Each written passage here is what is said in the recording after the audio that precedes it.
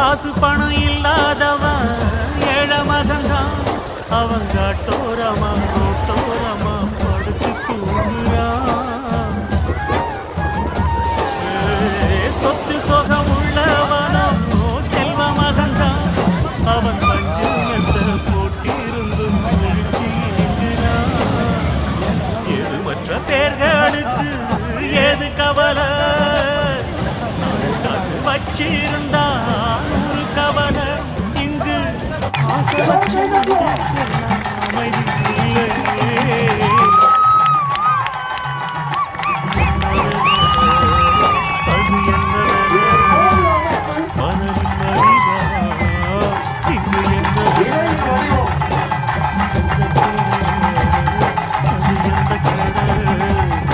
அதவிக்கிறது இங்கு எந்த கடல்?